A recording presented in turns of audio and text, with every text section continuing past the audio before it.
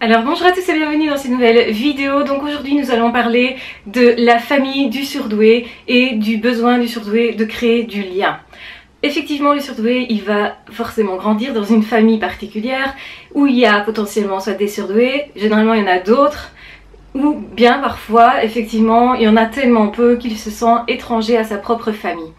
Donc ces deux cas de figure complètement différents, ça peut varier effectivement puisque soit vous en avez beaucoup, soit vous en avez de temps en temps un dans la famille, soit vous en avez quasi pas. Et donc forcément, en fonction de ce cas de figure là, le surdoué va être plus ou moins épanoui. Et forcément il va se rapprocher davantage des personnes qui fonctionnent comme lui. Même s'il ne sait pas qu'il est surdoué, on l'avait vu déjà en vidéo, le surdoué a tendance forcément à aller vers les gens qui fonctionnent comme lui, qui sont comme lui, etc.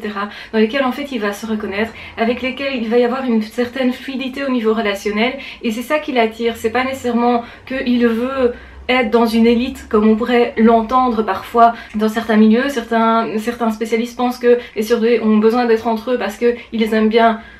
être élitiste. En réalité c'est pas du tout ça, c'est plutôt qu'ils ont besoin de se sentir bien avec quelqu'un et que pour que ça fonctionne, pour que ça soit le plus fluide possible, et bien généralement c'est avec un autre surdoué que ça se produit. Et donc automatiquement ils vont se diriger vers les personnes les plus sensibles, donc les hypersensibles, et vers les surdoués ou vers les personnes aussi qui sont au QI comme on l'avait déjà démontré aussi dans d'autres vidéos. Il adore aussi toute personne qui est plus ou moins décalée par rapport à la norme parce que lui-même se sent décalé. Donc chaque fois qu'il sent des points communs avec quelqu'un, forcément ça fait connexion et forcément il va plus facilement établir un lien avec ces personnes qui lui ressemblent plus ou moins dans leur fonctionnement. Évidemment, plus la personne ressemble plus à ce surdoué là et plus forcément le lien va être fort. Donc ça ne veut pas dire que parce qu'on est surdoué ça va d'office coller, mais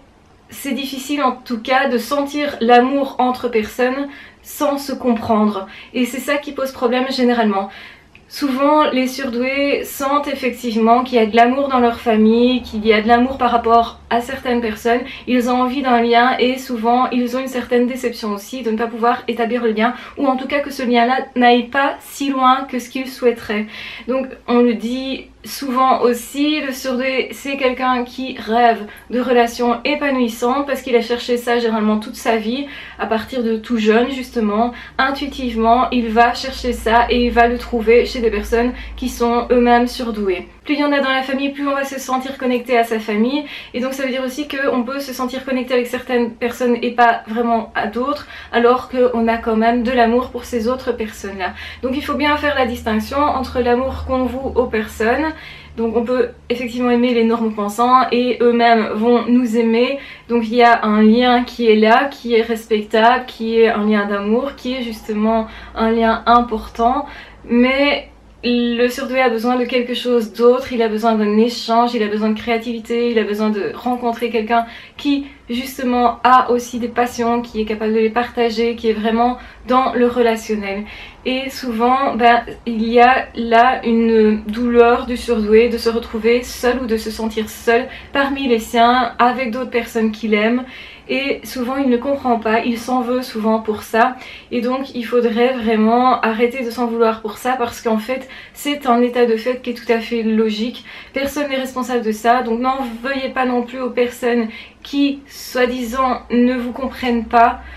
ou ne sont pas suffisamment en lien ou au diapason avec vous, parce qu'en fait ces personnes-là ne peuvent pas se mettre dans ce lien-là, ne peuvent pas vous apporter ce que vous cherchez, donc il n'y a pas lieu d'en vouloir à l'autre. Et c'est souvent l'erreur que l'on peut faire, donc reprocher à l'autre de ne pas savoir nous suivre, de ne pas savoir nous comprendre, de ne pas fonctionner pareil, etc. Et donc inversement, on a aussi la personne qui n'est pas si sensible qui va reprocher au surdoué de surjouer ses émotions ou d'être trop sensible ou d'en faire des tonnes ou justement d'être trop passionné, de ne pas savoir se cantonner dans un milieu ou un autre, de trop sauter du coq à l'âne, de trop passer d'un domaine à l'autre aussi. Donc tout ça, forcément, ça va donner lieu à une difficulté de compréhension et je pense que c'est ça qui pose problème. Si l'un et l'autre on sait s'expliquer pourquoi moi je suis comme ça, toi tu es comme ça, et qu'on peut tous les deux du coup partir avec ces outils là de compréhension, et bien généralement le problème c'est pas qu'il ne se pose plus du tout, c'est que simplement on arrive beaucoup mieux à tamiser les choses et donc la relation est beaucoup plus sereine. Je vous montre ici, nous avons une petite visite de petite Lélou. Oui, je sais. Elle n'a pas envie. Donc voilà, Donc ce qui se passe, c'est qu'effectivement les surdoués ont une certaine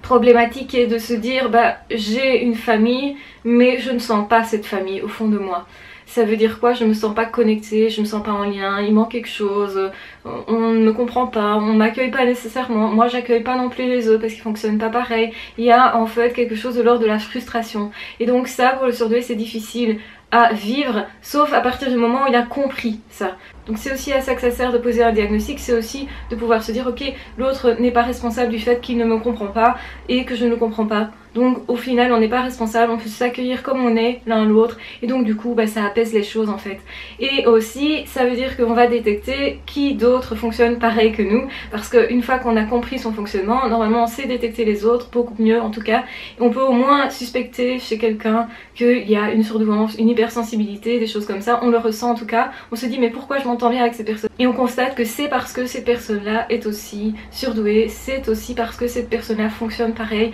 et du coup on va avoir plus facilement les mêmes opinions, les mêmes avis, les mêmes façons de voir le monde, les mêmes frustrations, on va partager beaucoup plus, on va vivre aussi des choses plus similaires. On a aussi pas mal expliqué dans d'autres vidéos que le surdoué avait un parcours de vie un peu particulier justement de par cette frustration, de par ce fonctionnement, il a forcément une façon de mettre les choses en place différentes. Parfois aussi donc des problèmes qui sont similaires, souvent du harcèlement parce qu'il ne se défend pas avec ses poings, que les surdoués ont tendance à se laisser faire. Donc tout ça, forcément ça va créer un chemin de vie, des problématiques particulières, une façon de fonctionner, souvent aussi une quête amoureuse qui est plus longue. Parfois pas, parfois on tombe directement jeune sur quelqu'un qui nous ressemble et donc ça crée un lien, mais peut-être justement que cette relation ne fonctionnant pas, on n'a connu que cette relation là. Donc il y a moins en tout cas de relations de couple quand on est surdoué, ou alors il y a parfois aussi l'envie de jouer à ce qu'on appelle la séduction, à justement le faire valoir physique, l'hyper-féminité ou l'hyper-masculinité. Effectivement, on va trouver que le surdoué va se suradapter au point de jouer avec les choses, d'en faire un jeu parce que justement c'est frustrant et qu'il a besoin de maîtriser ça. Et on va aussi trouver ça parfois dans l'amitié, dans le fait de faire le pitre à l'école. Donc comme l'humour est exacerbé, on amuse les autres pour s'intégrer, mais en fait le but, même si on utilise l'humour, le but c'était de s'intégrer simplement, et malheureusement parfois on passe pour un pitre et donc en fait on ne sait pas sortir de ce rôle là. Ça ne veut pas dire que ce n'est pas une vraie image du surdoué, effectivement le surdoué a aussi ce côté hyper humoristique et il aime ça, il aime ses joutes verbales etc, ses jeux, mais malheureusement parfois il se sent coincé dans une image seulement alors que ce n'est qu'un de ses visages. Donc j'avais expliqué les différences entre un pervers narcissique qui lui porte un masque et n'a rien de réel, et donc du coup c'est un faux self mais pas le même que le surdoué qui lui va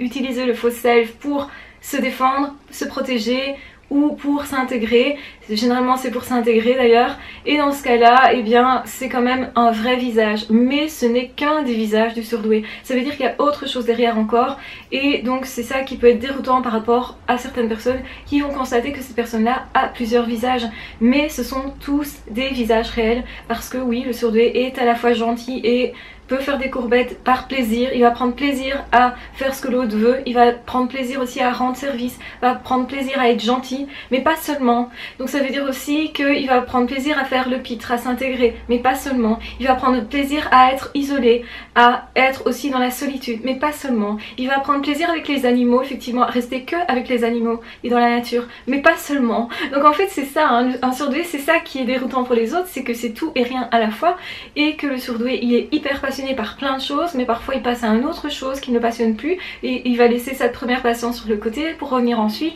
et donc tout ça c'est hyper déroutant parce que l'autre se dit ah ces personnes s'intéressent à ça donc je vais lui parler de ça, et puis en fait non, c'est plus le moment, c'est plus le moment où la passion motive, et même si ça intéresse certainement encore le surdoué, mais il est passé à autre chose parce que certainement il a creusé assez ce sujet là et donc ça ne l'intéresse plus autant, et donc tout ça c'est déroutant pour l'autre qui voit quelqu'un qui est à la fois timide, renfermé, etc. et à la fois extraverti, à la fois très séducteur et à la fois pas du tout. Donc peut d'un jour à l'autre changer de vêtements complètement, c'est-à-dire que par exemple les femmes ça se voit énormément, c'est vêtements de sport, gros pulls, etc. et je me fiche pas mal de comment je suis habillée, maquillée, etc. ou je suis pas du tout maquillée, avec les cheveux n'importe comment, et puis le jour d'après c'est la bimbo qui sort tout et qui va vraiment se mettre en tenue de séductrice machin. Et donc du coup ben, c'est parfois déroutant, et un autre jour ça va être la femme d'affaires qui est super motivée, et le lendemain ça va être la fille affalée dans son divan qui dit aujourd'hui je me repose et je profite de la vie et je profite du soleil et je fais rien, je mange des bonnes glaces machin et je fais rien. Le lendemain c'est je fais régime machin et je fais du sport. Donc parfois c'est déroutant hein, justement pour l'autre, parce que il se dit cette personne là est tout à la fois, et c'est pour ça qu'on va le dire trop, mais en fait le surdoué c'est pas trop bien lui-même où il va se positionner, parce qu'en fait il est tout à la fois et tout l'intéresse mais pas toujours au même moment, et donc il va passer d'un truc à l'autre, parfois même sur la même journée. C'est le lendemain je suis bien habillée machin et j'ai envie avec les hommes c'est plus petite chemise et tout ça et tout est nickel avec un petit peu de gel éventuellement, et l'après-midi c'est tenue sportive et le soir ça va être n'importe quoi, enfin pas de tenue, enfin voilà. Donc des personnes qui comme ça se montrent d'une façon puis d'une autre, et les autres vont se dire mais au fond je connais pas cette personne, et c'est déroutant parce qu'on a l'impression justement que cette personne n'est pas fiable peut-être, et alors que c'est pas du tout le cas. Le surdoué est super fidèle à ses relations, mais c'est vrai qu'il peut tout à fait s'intéresser à certaines relations puis à d'autres, et à des personnes très différentes les unes des autres qui ne s'entendent pas du coup nécessairement entre elles, et qui même parfois sont carrément ennemis entre eux. Donc ça c'est problématique quand vous avez des personnes qui sont ennemies entre elles et que surdoué lui s'intéresse à plusieurs personnes, forcément c'est déroutant. Mais ce n'est pas du tout l'envie d'aller attiser l'autre dans ses contradictions etc, ou ce n'est pas le côté rebelle qui ressort, c'est simplement ses multifaces, ce côté multifacette qui va ressortir. Et donc oui forcément dans la famille c'est pas évident de trouver des points d'attache, d'accroche avec des personnes qui pourtant sont du même sang que nous, mais en même temps ces personnes là ne nous comprennent pas ou ne sont pas accueillants, ne fonctionnent pas pareil, etc. Et donc le surdoué se trouve souvent dans une situation où il a l'impression de faire semblant, une impression de faire plaisir à l'autre, mais c'est pas vraiment ce qui le motive lui. Donc il y a une perte d'intérêt, et parfois les fêtes de famille sont lourdes à cause de ça. Et parfois justement passer du temps en famille, ça le motive pas trop, parce que peut-être justement dans ces parties-là de la famille, il n'y a pas de surdoué ou il y en a peu. Et par contre s'il y a une partie de la famille dans laquelle il y a beaucoup de surdoués, là par contre ils vont avoir plaisir à y aller, ils vont s'y réfugier, ça va même devenir un endroit si vous voulez où on va se régénérer. Et donc ça c'est tout à fait cool d'avoir dans sa famille d'autres surdoués pour pouvoir avoir des références et pour pouvoir aussi discuter, échanger des idées, des émotions, que ça ne soit pas mal perçu, qu'on puisse être simplement soi, parce qu'au fond c'est ce que nous attendons tous, c'est d'être accueillis tels que nous sommes, d'être reconnus tels que nous sommes, de nous aimer aussi tels que nous sommes et d'être aimés tels que nous sommes tout simplement. Donc voilà, je vous embrasse très fort, je vous aime très fort, de toute façon prenez bien soin de vous et on se retrouve très vite dans d'autres vidéos ou dans d'autres podcasts. N'hésitez pas à partager la vidéo si vous pensez qu'elle peut être utile à quelqu'un, n'hésitez pas à liker, à commenter comme d'habitude. Ciao, bye bye.